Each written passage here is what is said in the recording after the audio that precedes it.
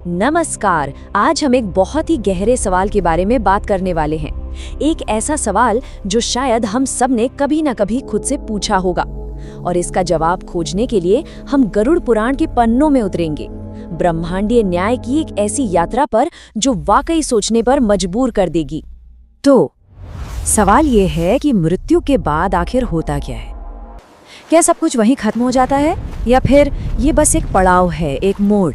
देखिए, गरुड़ पुराण इस पर एक बहुत ही साफ नजरिया देता है। वो कहता है कि मृत्यु अंत है ही नहीं, बल्कि ये तो आत्मा के लिए एक बिल्कुल नई यात्रा की शुरुआत है।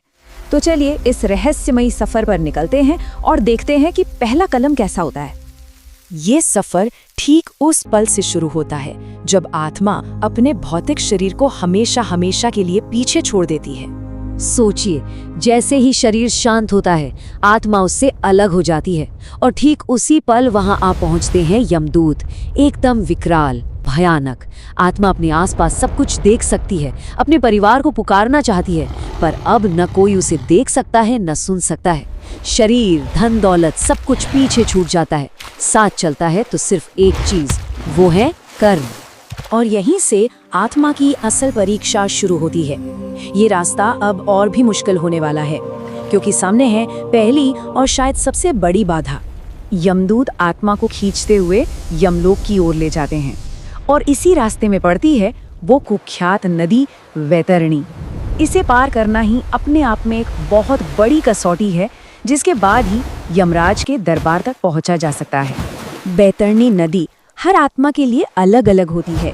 ये बिल्कुल कर्मों के आईने की तरह है।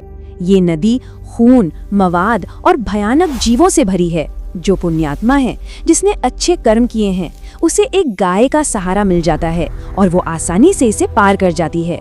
लेकिन जिसने पाप किए हैं, उसके लिए यही नदी एक अंतहीन यातना बन जाती है, जहाँ वो बिना किसी सहारे के डूबती उतराती रहती है।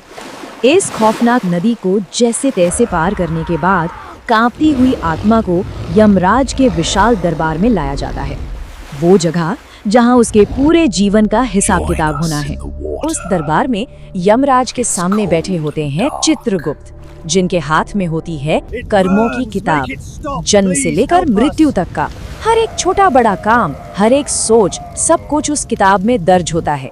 एक एक करके सारे पापों को पढ़ा जाता है, और आत्मा बस चुपचाप सिर झुकाए खड़ी रहती है। चित्रगुप्त जब पूरा लेखा जोखा पढ़ लेते हैं, तब यमराज अपना अंतिम फैसला सुनाते हैं। पुण्य करने वालों के लिए स्वर्ग के रास्ते खुल जाते हैं, और पापियों के लिए नर्क का वो विशाल काला दरवाजा खोल दिया जाता है। और यहाँ से शुरू होती है वो यात्रा जिसके बारे में सुनकर रूह कांप जाती है, नर्क की यात्रा। पर एक बात समझना जरूरी है, नर्क का मकसद सिर्फ सजा देना नहीं है, बल्कि ये कर्मों का फल भुगतने की एक प्रक्रिया है। वैसे तो गरुड़ पुराण में लिखा है कि नर्क अनगिनत हैं, लेकिन उनमें से 18 प्रमुख नरकों का जिक्र बहुत विस्तार से किया गया है। और यहाँ हर पाप के लिए एक तय सजा है। जैसे धोखा देने वालों को तामिश्र नाम के नर्क में घोर अंधेरे में पीटा जाता है। निर्दोषों को सताने वालों को रौरव नर्क में सांप जैसे जीव नोच नोच कर खाते हैं।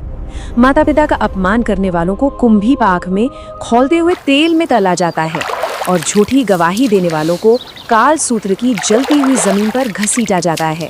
कुछ नर्क तो और भी ज्यादा खौफनाक हैं, जैसे असीपत्र वन। ये उन लोगों के लिए है जो धर्म का दिखावा करके पाखंड करते हैं। सोचकर देखिए, एक ऐसा जंगल जहाँ पेड़ों पर पत्ते नहीं बल्कि तलवार की धार वाली पत्तियां हैं, और आत्मा को उसी जंगल से गुजरना पड़ता है जहाँ हर कदम पर शरीर कटता रहता है। फिर आता है शूकर मुख नर्क। ये उन भ्रष्ट शासकों और अधिकारियों के लिए है जो अपनी ताकत का गलत इस्तेमाल करते हैं। यहाँ आत्माओं को बार बार कुचला जाता है, शरीर टूटकर बिखर जाता है और फिर से जुड़ जाता है, सिर्फ इसलिए ताकि ये भयानक पीड़ा कभी खत्म ना हो। और ये लिस्ट यहीं खत्म नहीं होती।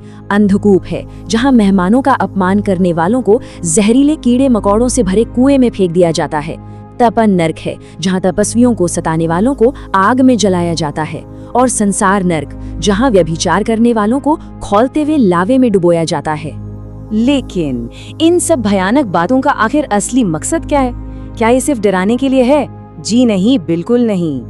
देखिए, गरुड़ पुराण का जो मूल संदेश है वो डराना नहीं बल्कि सचेत करना है।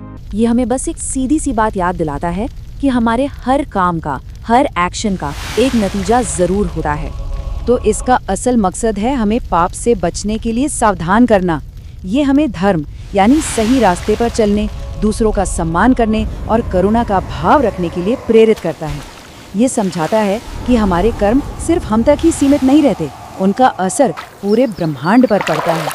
तो आखिर में सवाल फिर वहीं आके रुक जाता है।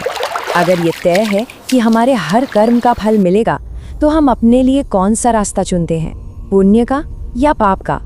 फैसला पूरी तरह से हमारा है।